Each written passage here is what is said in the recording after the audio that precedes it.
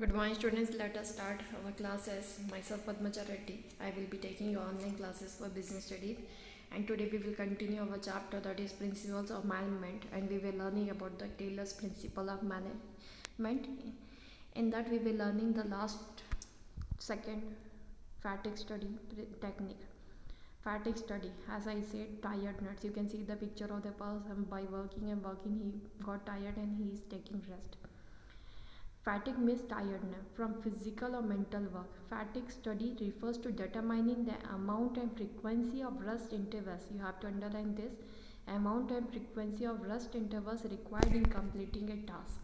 Taylor suggested that a person gets tired when he works continuously without a break.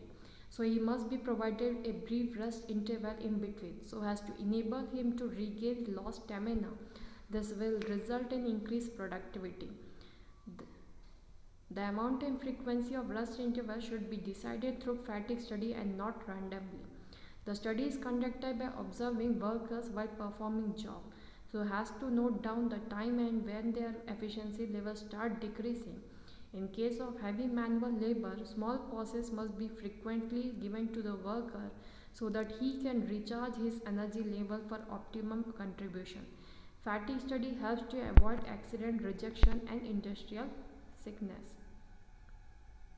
In this fatigue study, it has been explained that while continuously working, a worker gets continuously when they are working, they start committing mistakes. It means the person get tired. Earlier, when the beginning, when the person came with full energy for doing work, he was not committing any mistake and he was doing all the works according to the goal. But later, when he continuously going on in a day the work, he get tired and he start committing mistake. When the mistakes increase, it means his energy level going down. So we have, in this fatigue study we will be learning that only. When the workers feel tired, when we have to give them break and how much time break it is required. Like for example, when the person in the morning, it required tea break, that is 5 minutes or 10 minutes. Lunch break, it is half hour. So this time is decided by the way of fatigue study, which is needed in every organization to decide according to their working. The next is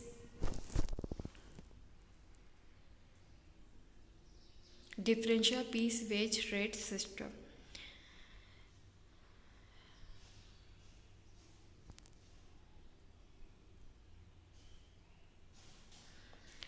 Differential piece wage system. Differential piece wage is a system in which efficient and inefficient workers are paid different rates. According to Taylor, financial incentives act as motivators, and scope of extra earnings motivates workers to put extra efforts. Here, incentive is directly linked with productivity. First of all, a standard task is established with the help of time and motion study. Then two rates are fixed.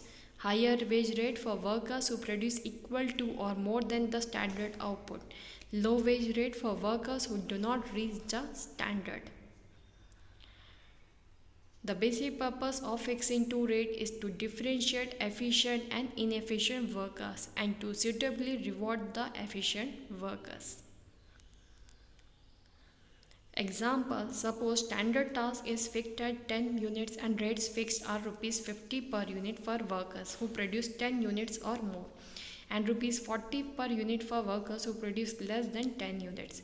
If a worker produces 11 units, he will get rupees 550, that is 11 into 50, that is 550. If another worker produces 9 units, then he will get rupees 360, 9 into 40 per unit. According to Taylor, the difference of rupees 190 is enough for the inefficient worker to be motivated to perform better. So according to differential piece wage system, which is against of the equal remuneration of fuels, we have learned principle of remuneration, that is equal just kind fair remuneration must be given to the employees. It is somewhat different from that. According to Taylor, it states that it must, in the organization, when we are giving the wages for the people, at that time it must be differentiated between efficient and inefficient employees. Some workers are working their more efforts and producing more units and giving good result to the organization, whereas some workers, due to delay or due to some reason they give less results. So there must be a difference between the wage. Those who are producing more, they must get more incentive has to motivate them to give this type of result same in the future.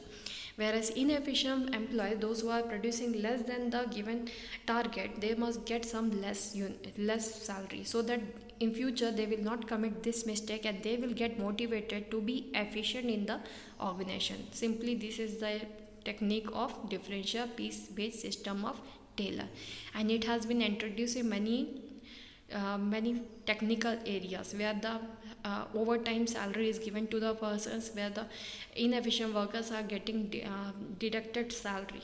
So this was the differential piece wage system of Taylor.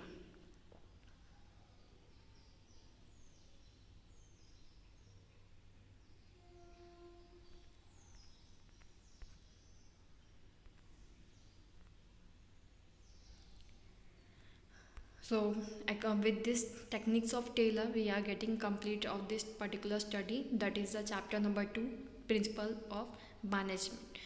Further we will be continuing this chapter in our classes also. That time we will read in brief about much more things. Thank you.